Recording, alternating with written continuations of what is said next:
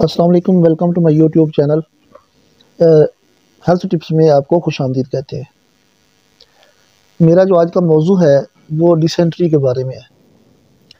گو کہ یہ ایک عام فہم سا سبجیکٹ ہے، ایک عام فہم سی بیماری ہے، ڈیزیز ہے، لیکن یہ بھی تکلیف دہ بیماری ہے، اور میں یہ چاہتا ہوں کہ ہر موضوع پہ، چاہے وہ چھوٹا ہو یا بڑا ہو، اس پہ بات ہونی چاہیے، اویئرنیس ہونی چاہیے۔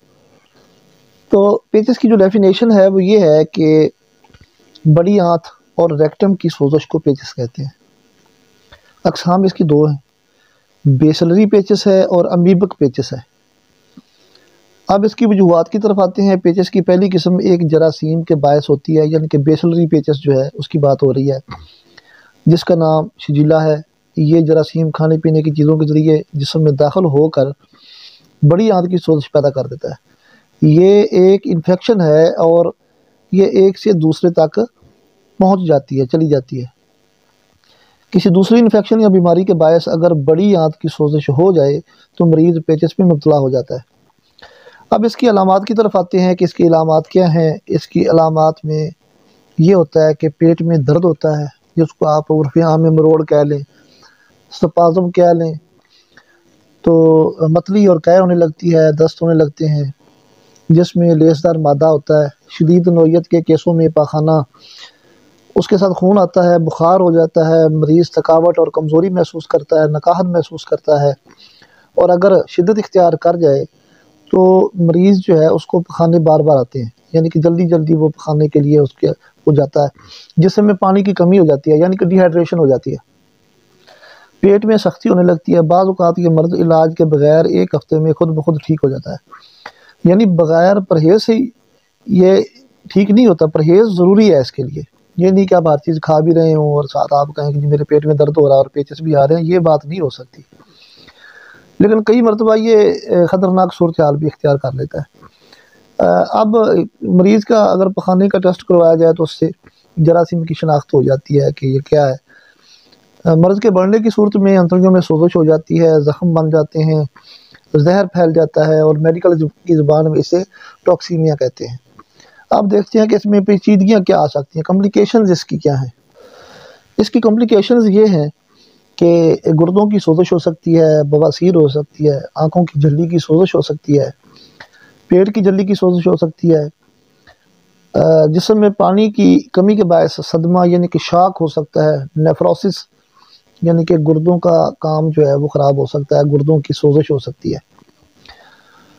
اس بیماری کے ٹھیک ہونے کا دار و مدار انفیکشن کی شدت اور مریض کی قوت حیات پر منحصر ہے، یعنی کہ وائٹل فورس اگر بندے کی ٹائٹ ہے تو جلدی وہ ٹھیک ہو جائے گا۔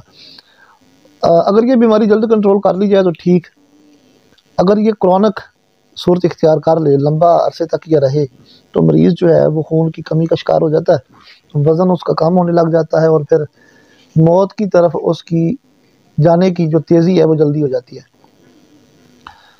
اس کے اگر ٹیسٹوں کی بات کریں تو ٹیسٹ کے جو ہیں وہ اگر ایک ہفتہ کے اندر ٹھیک ہو جائیں تو ٹھیک ہے، اگر ایک ہفتے میں یہ ٹھیک نہیں ہوتے تو پھر ٹیسٹ کروا لینے چاہیے۔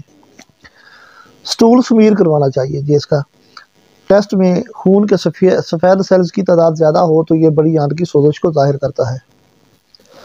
اگر آپ اس کا سٹول کلچر کروا لیں تو اس میں یہ ہوتا ہے کہ زہر کا پتہ چلایا جا سکتا ہے کہ کون سا زہر انتڑیوں میں ہے۔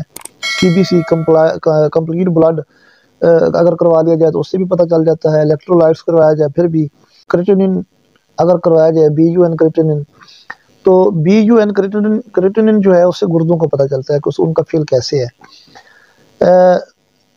اب آتے ہیں جی اس طرف کہ اس کے لیے ضروری ہدایات کیا ہیں۔ مکمل آرام ہونا چاہیے، غذا ہلکی اور زود ہضم ہونی چاہیے، کیلا وغیرہ آپ استعمال کر سکتے ہیں، چاول جو ہیں ابلے ہوئے وہ آپ یوز کر سکتے ہیں، روٹی سے پرہیز کریں، سخت چیزوں سے، خاص طور پہ زود ہضم غذائیں آپ نے کھانی ہیں اور سخت غذاؤں سے پرہیز کرنا ہے، خاص طور پہ ایسی چیزیں جو تلی گئی ہیں، یعنی کہ گھی میں جو تلی ہوئی ہیں ان چیزوں سے آپ نے پرہیز کرنا ہے۔ مریض کو پانی ابال کر دیں، اس بگول کا چھلکا جو ہے وہ آپ مریض کو استعمال کروائیں۔ مرغن غذاؤں سے اور ٹھوس غذاؤں سے پرہیز۔ ہر قسم کی جو پروٹین والی غذا ہے وہ آپ نے بند کر دینی ہے۔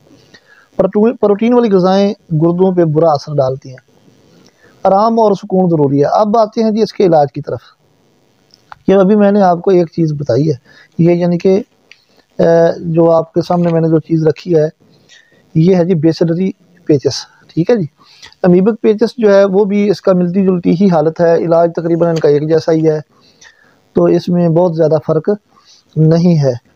اب اس کے علاج کی طرف آتے ہیں تو پہلی بات تو یہ ہے کہ غذائی لحاظ سے میں نے آپ کو بتا دیا ہے کہ نرم غذا، کیلے وغیرہ استعمال کریں، چھلکا استعمال کریں، چاول استعمال کریں، دلیے کا استعمال کریں، سوئیاں استعمال کریں کھانے میں، تو یہ ویسے ہی ٹھیک ہو جاتا ہے۔ اور اگر پھر بھی الجھ جائے، ساتھ بخانے کی خون آنے لگ جائے یا کچھ ایسی چیزیں ہو جائیں، تو ایلوپیتھک والے تو یہ کرتے ہیں کہ وہ فلیجل اور